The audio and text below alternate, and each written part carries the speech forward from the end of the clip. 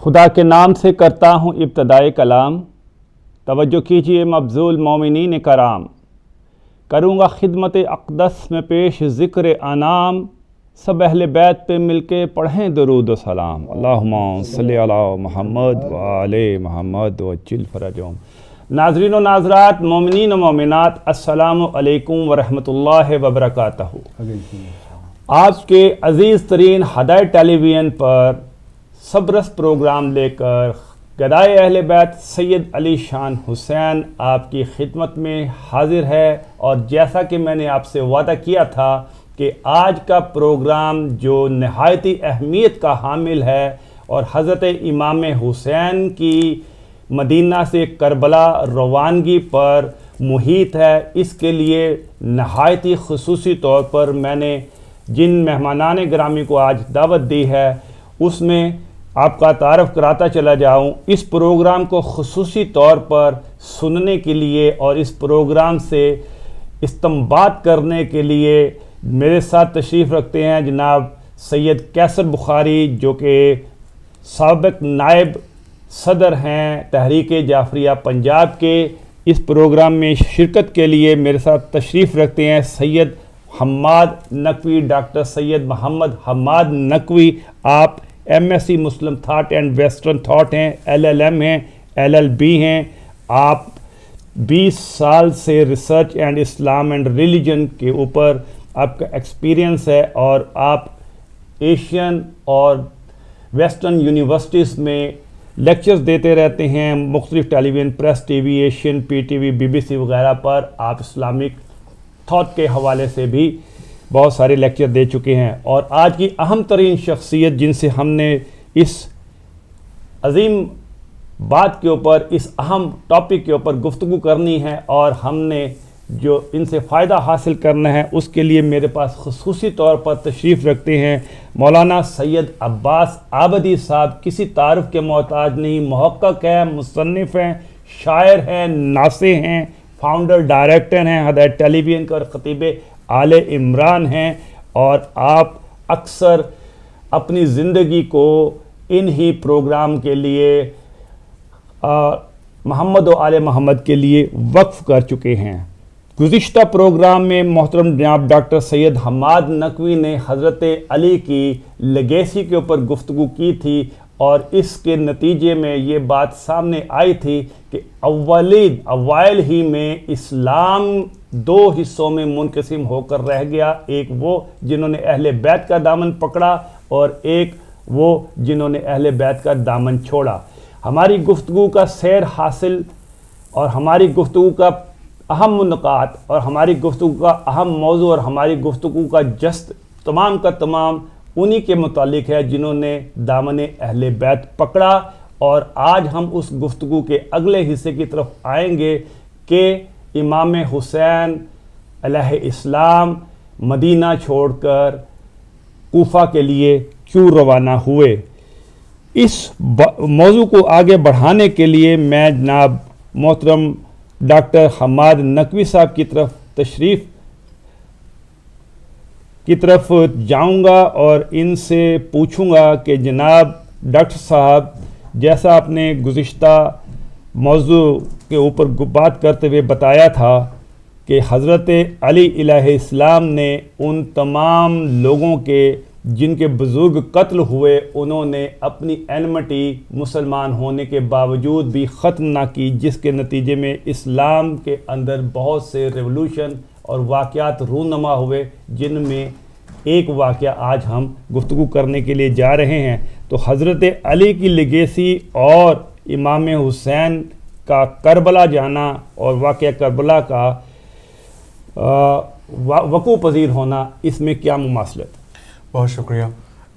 سب سے پہلے میں شکر گزار ہوں فاؤنڈر قبلہ آغا عابدی صاحب کا، اور بڑے خوبصورت انداز سے جو علی شان صاحب نے تمہیدی کلمات کہے ان کا بھی، اور اپنے بہت ہی پیارے دوست جناب بخاری صاحب کا بھی شکر گزار ہوں کہ ایک تنظیمی شخصیت کا یہاں ہونا اس بات کی گواہی ہے کہ تنظیم جو ہے وہ کسی بھی معاشرے کی کامیابی کا ایک بہت ہی روشن ستارہ ہوتی ہے۔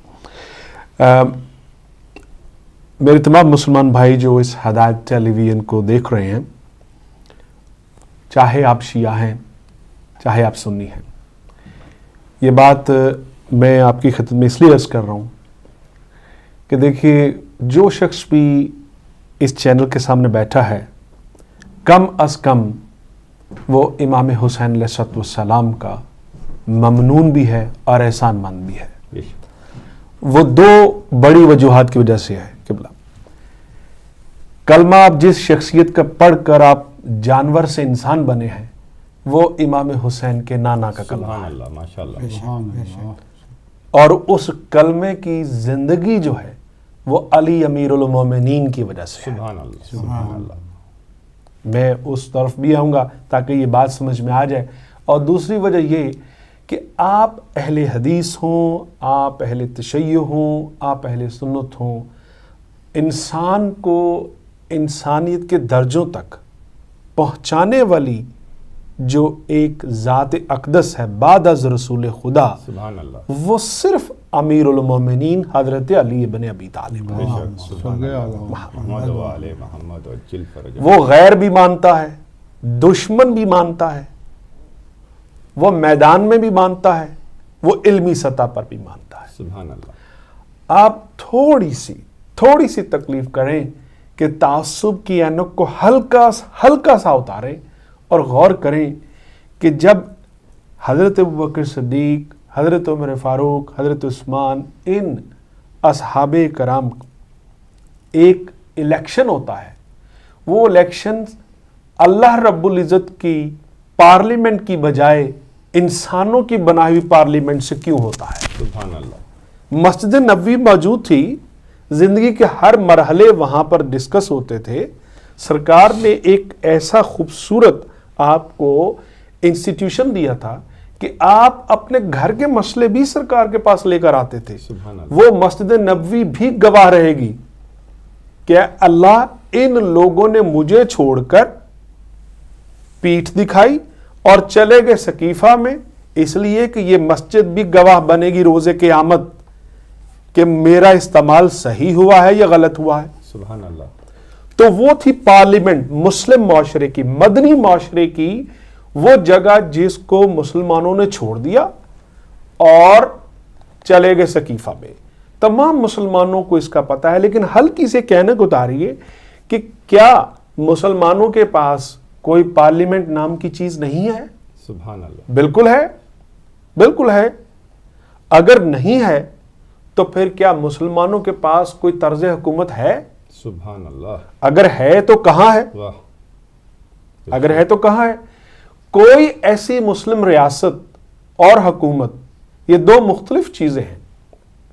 اسٹیٹ اینڈ گورنمنٹ، ہم پچھلی گفتگو میں اسٹیٹ کو بیان کر چکے ہیں کہ اسٹیٹ کیا ہوتی ہے، ریاست کیا ہوتی ہے۔ گورنمنٹ کو سن لیجئے، میرے جتنے بھی مسلمان دوست سن رہے ہیں، اور یقیناً یہ ایک بہت اہم ایشو ہے، وہ یہ کہ گورنمنٹ کو چلانے کے لیے، کو بنانے کے لیے یہ بڑی عجیب فلسفی دی گئی کہ جی حکومت اور دین کا آپس میں کوئی تعلق نہیں، سیاست الگ ہے، دین الگ، کوئی الگ بات نہیں ہے۔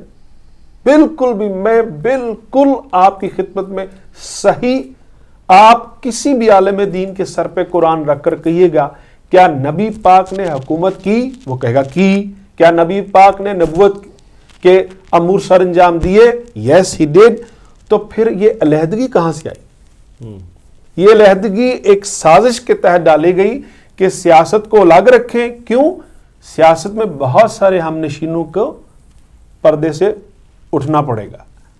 تو یہ باتیں آپ ذرا غور کیجئے کہ جی وہ سیاست الگ ہو گئی، یہ حکومت الگ ہوگی، یہ دین الگ ہو گیا، یہ جی دین کے وارث ہیں۔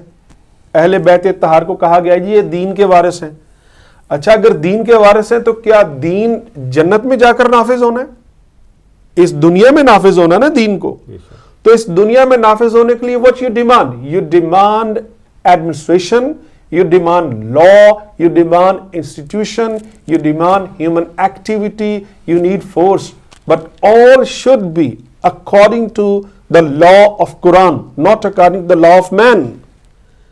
اسلام کی روح یہی ہے اسی لیے آل محمد اور اہل بیت اطہار میرے تمام مسلمان بھائیوں وہ اپنی طرف سے کوئی بات نہیں کریں گے. سبحان اللہ. وہ جب بھی کریں گے اللہ اور اس کے رسول کے بنائے ہوئے قوانین کے مطابق کریں گے. بے شک. مثلا اگزامپل دیتا ہوں آپ کو کہ یہ جو شورا کا قیام آیا ہے اس کا تو اسلام میں وجود ہی نہیں ہے. شورا کے قیام کی کوئی دلیل نہیں ملی.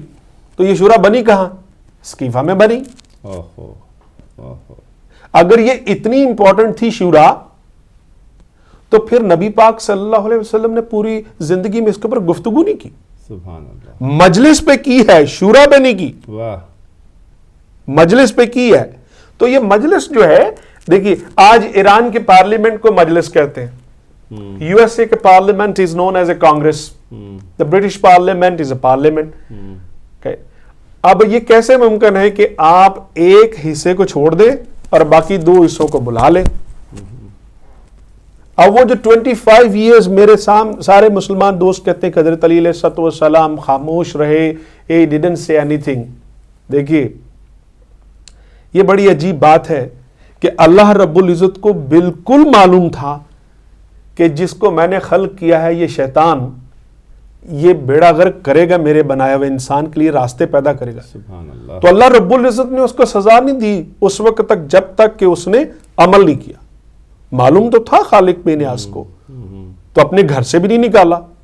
تو یہاں دو راستے میں کلیئر کر دوں کہ یاد رکھیے مسلم بھائیوں کہ صحابی کی تعریف صحبت کے ہونے سے تو ہو سکتی ہے, لیکن صحابی جو ہے وہ گارنٹیڈ نہیں ہے کہ کامیاب ہے. بے شک بے شک. نبی پاک کی صحبت کمال ہے, انسان کی معراج ہے نبی پاک کی صحبت میں بیٹھنا, اس سے بڑا اعزاز کوئی نہیں. لیکن نبی پاک کی صحبت سے بھی بڑی صحبت اللہ کی ہے. بے شک. تو جو اللہ کی صحبت میں بیٹھا ہو اسے تو آپ روز کہیں شیطان رجیم, سبحان اللہ, اور اس پہ آپ روز لانتے ڈالیں. تو یہ معیار کہاں کے آ گیا ہے انسانوں؟ ذرا عدل کرو کہ نبی پاک کی صحبت میں بیٹھنے والے سارے کے سارے ہی اچھے مسلمان, سارے کے سارے ہی اچھے صحابی. قرآن بھی کہہ رہا ہے کہ دو طرح کے صحابہ ہیں. اللہ رب العزت کی اگزامپل دی. تو تھوڑا سا بڑے پیار اور محبت سے بیٹھ کر سوچئے کہ آپ نماز میں گواہی کس کے نانا کی دیتے ہیں؟ آپ نماز میں کس شخصیت کے خاندان کے اوپر درود بھیجتے ہیں؟ آپ عدل دیکھتے ہیں تو سب سے بڑی عادل شخصیت کون سی نظر آتی ہے؟ سبحان اللہ. بالکل تعصب کی پٹی اتار کے دیکھے گا. مغرب والے بھی کہیں گے, ویسٹرن تھاٹ والے بھی کہیں گے کہ علی علیہ السلام after prophet Muhammad is the best justice. سبحان اللہ سبحان اللہ. آپ کدھر جا رہے ہیں؟ اگر اتنی ہی خوبصورت گورنمنٹ ہے جو بنائی گئی تھی تو پھر آج 56 کے قریب مسلم انڈیپینڈنٹ اسٹیٹس موجود ہیں. ایک مسلمان ماڈل ہے جسے اسلامک ریپبلک آف ایران کہتے ہیں. وہ اللہ اور اس کے رسول کے دین کے مطابق حکومت بھی چلا رہے ہیں, سیاست بھی چلا رہے ہیں, عوام کی خدمت بھی کر رہے ہیں, اور ویسے کوشش کر رہے ہیں جیسے علی علیہ السلام نے دین کی بنیاد رکھی بمطابق رسول خدا. سبحان اللہ سبحان اللہ. باقیوں میں کہاں ہیں؟